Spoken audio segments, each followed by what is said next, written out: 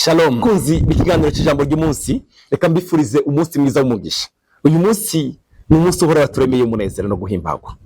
Uyu ni umunsi mwiza cyane, haleluya. Ndakwifurije ngo uyu munsi ubuntu bwa Kristo Yesu bwuzure ku buzima bwawe. Reka dusangire ino jambo riri ku mutima, umurongo mwiza cyane wazindutse ku mutima waje uvuga ngo mu gitabo cya Matayo igice cya 19 umurongo wa 26. Ni ijambo abantu benshi bazi rivuga ngo Yesu arabitegereza arababwira ati kubw'abantu icyo ntigishoboka ariko ku Mana byose birashoboka. Haleluya. Reka kubwire muvandimwe, washaka umaze igihe kinini, hari ikintu mutwaro ufise, hari ikintu maze igihe kirekire usengera, hari ikintu wifujije, hari ikintu uvuga ngo Mana iki kutaragikora. Reka nkubwire, hari ibintu bidashoboka ku bantu ariko ku Mana byose birashoboka. Hari ibidashoboka ku bantu, hari ibintu bidashobora gushoboka ku bantu. Yaravuze ijambo bavandimwe, Abisirayeli bageze ku kiyaga gitukura, mu maso yabo biraba, ntibari bazi ko ari ahantu hari inzira. Kubw'abantu babona ko nta nzira ihari, baridogeye Mose, baramubwiye ngo Mose we biragenda gute? Ariko Mose Imana iramubwira ngo ufite inkoni, irambike hejuru y'inyanja itukura, turambuka. Barambutse n'ibintu byabo byose. Cyo kimwe ninde waruzi ko Daniyeli yova mu bwobo bw'intambwe. Bene data, hari ibidashoboka ku bantu ariko ku Mana byose birashoboka. Shadraka na Meshaki na Abedenego babataye mu itanura ry'umuriro, bazi ngo bagiye gupfa. Kubw'abantu hari ibidakunda ariko ku Mana byose birashoboka. Haleluya. Reka nkubwire mwana mukundwa uri kwankurikirana, birashoboka ku Mana byose birashoboka. Hari ikidashobokera abantu, hari ikidashobokera abantu.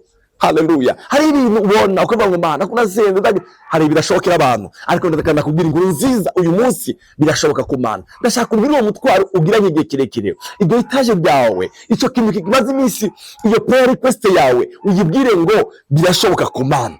Ubibwire ngo birashoboka ku Mana. Hari ibidashobokera abana b'abantu, ku Mana birashoboka. Abamarayika babwiye Sara mu Itanguriro 18:12 baravuga ngo mbega hari ikinaniro uhoraho, igihe gishinzwe umwaka ugeze uzogaruka iwawe. Sara yarabyaye umuhungu, Sara yarafite imyaka 90. Bavandimwe, hari ibidashobokera abana b'abantu ariko ku Mana birashoboka. Haleluya. Tutakaze ivyizigiro, tutakaze ibyiringiro, tutakaze nduhagarika umutima. Uzogaruka uyu mwaka. Sara yarabyaye mu myaka 90. Hari ibidashobokera abantu ariko ku Mana byose birashoboka. Yobu yaravuze ijambo ryiza, Yobu 42 umurongo wa 2 haravuga ngo ati nzi yuko ushoboye byose kandi ko utagishobora kubuza imigambi yawe. Nzi yuko ushoboye byose ntagishobora kubuza imigambi yawe. Oh, haleluya. Nzi yuko ushoboye byose. Umwami wacu ashoboye byose. Haleluya. Oh, Imana yacu ahabwa icyubahiro. Mukundwa, reka kubwira inkuru nziza, Yesu wacu ashoboye byose. Nzi yuko ushoboye byose ntagishobora kubuza imigambi yawe. Nzi yuko ushoboye byose ntagishobora kubuza imigambi yawe. Haleluya. Reka nsomere inkuru yanejeje. Haleluya. Bavandimwe, ari igihe umuntu asoma Bibiliya waho utambuka cyangwa ukayisoma inkuru none nejo ikaguma ibasha ku buzima bwawe. Reka nsomere nino jambo, hari ibidashobokera abantu b'abantu ariko ku Mana byose birashoboka. Ushaka kuba maze imyaka urwaye, ushaka kuba maze imyaka umva ubihiwe, nta buzima, umva nta kigenda, urarushe. Reka ndakubwire, Yesu arabishoboye. Ivyo urimo Yesu arabishoboye. Icyo kibazo arashobora kubigukuramo. Haleluya. Iryo deni arashobora kubigukuramo. Gukiza uwo mwana arabishoboye. Kukiza iyo ngo ari kumazeho imyaka arabishoboye. Haleluya. Mwizere, mwanga amaso.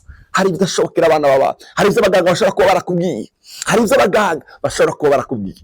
Hari umugore umwe hano abaganga bamaze iwe ntibamubwiye, bamumazeho ibyo yari afite byose ariko ngo aribwira mu mutima wiwe. Haleluya. Aravuga ngo hari ibidashobokera abana b'abaganga ariko kuri uriya mugabo witwa Yesu byose birashoboka. Haleluya. Ndagufitiye inkuru nziza kino gitondo, byose birashoboka kuri Yesu, byose birashoboka. Haleluya. Bene data, ndumuhamya Yesu arashoboye byose. Yesu arashoboye kandi nawe hari ibyo gukoreye bya bindi ushingiye kuri bya bindi yakoze, arashoboye n'ibyo nabyo. Muri Marko igice cya 5 umurongo wa 25 dusomwe imirongo yashimishije.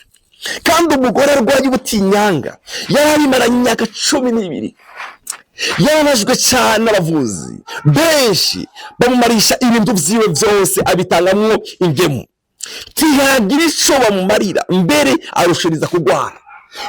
Yaratanze ibyo yari afite byose birashira,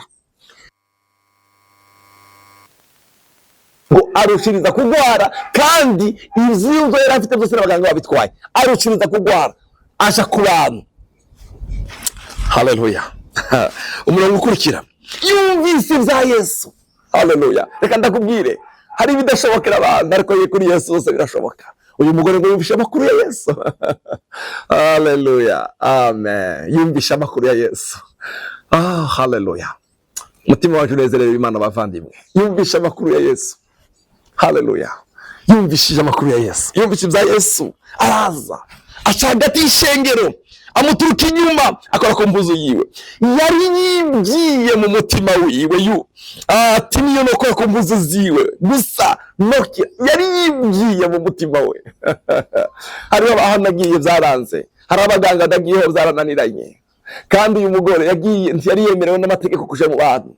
Ntibyari vyemewe mu Bayuda ko umuntu ari mu mihango aje mu bantu. Ibo ntiyari imihango isanzwe, yari ingwara. Amara imyaka 12 aravuga ikiba kibe nimba ari ugupfa ndapfa, ariko reka ngende nkore ku buyonga bw'impuzu ziwe. Ngo aratambuka. Glory, haleluya. Ngo yaribwiye mu mutima wiwe. Uriya mugabo numvisha amakuru yiwe ko yakishije benshi. Aherutse guca ku muntu yari afite imyaka 38, arayikorekera ko kibaragenda. Hari abanyamibembe yakishije, reka naje ngende ndabe ko ari cyo yongorera. Ngo aragenda buke, ngo aribwira mu mutima we, ngo niyo ndokora ku mpuzu yiwe, wiwe impuzu yiyonokira. Umvisha mubayeho. Haleluya. Ndakwifurije ngo Yesu agukore igitangazo uyu munsi. Wizere uno jambo ndiko ndakubwira, tufatikanye dusengane nawe. Wizere igitangaza cyawe. Dufite Yesu ashoboye. Hari ibidashobokera abana b'abantu, ariko ku Mana byose birashoboka. Haleluya. Hari ibidashoboka ku bantu, ariko kuri Kristo Yesu byose birashoboka. Uwo mwanya, haleluya, vuga uwo mwanya isoko y'amaraso irakama. Haleluya.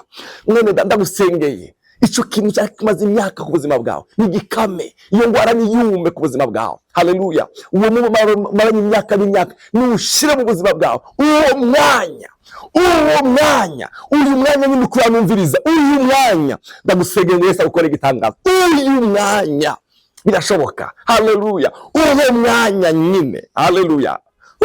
Glory. Haleluya. Uwo mwanya isoko y'amaraso irakama. Amenya mu mubiri wiwe yuko akizi ico cago, hari cago kikumazeho igihe kirekire. Ndasenze nubwo uyu mwanya nyine uyu munsi wewe uri kurankurikirana, ico cago rikikuveho mu izina rya Yesu. Ico cago umaranya myaka 5, ico cago, ico kibazo cyo kuba umwana, ico kibazo kiguze igihe kirekire, ico cago nikikuveho mu izina rya Yesu. Uwo mwanya ico cago, ako kanya Yesu yumva muri we ubushobozi muvamwo, arahindukirana. Haleluya. Abandana n'ishengero, arabaza ati ninda nkoze ku mpuzu zaje. Petero batangira kuvuga turi benshi. Aravuga ari umuntu akoze ko wamugaya babonije umwami. Aramubwira ngo narifite icyago cyakize, genda kwizera kwa kura bukishije. Ndagumva ndakubwire, hari ibidashoboka ku bantu, hari ibyo abaganga barakubwiye, hari ibyo isiyo barakubwiye, hari amadosiye yarananiranye. Ndakurira inkuru nziza muri kino gitondo, aho wumviza ino radio, ino jambo, uri kuri radio, uri kuri televiziyo, aho anoze kurumviriza ino jambo. Ndasenze ngo haleluya, igitangaza kigukoreko uyu munsi wa none, uhure n'igitangaza cya Kristo Yesu. Ibidashobokera abana b'abantu bishobokera Yesu. Uyu muntu abantu bari barananiwe, ariko ahuye na Yesu ubuzima bwe burahinduka. Yaribye mu mutima wiwe. Haleluya. Imana guhezagire, reka ngusengere, Imana igukure ku cyo cago kikumaze kw'imyaka myinshi. Turagukunda Yesu, ko dugufite n'amahoro. Haleluya. Ibidashobokera abana b'abantu kuri wewe birashoboka. Ndasengeye umuntu ariko yakurikirana, hari cago kimaze kw'imyaka myinshi, ararushe, araremerewe. Haleluya. Ndasenze gumukore igitangaza. Uyu mugore wamukore igitangaza, nawe umukore igitangaza. Hari ibidashobokera ku bantu, hari ibidashoboka ku bantu, ariko kuri wowe byose birashoboka. Ndagukunda Yesu kuko uri umwami wanje. Ndagukunda Yesu kuko ugira neza. Ndagukunda Yesu kuko ari wowe uza wirura, ni uza umubaro mu mutima. Ndasenze gumukore igitangaza mu izina rya Kristo Yesu umwami wacu. Amen. Yesu abahezagire, abaho umunsi mwiza w'umugisha. Ah.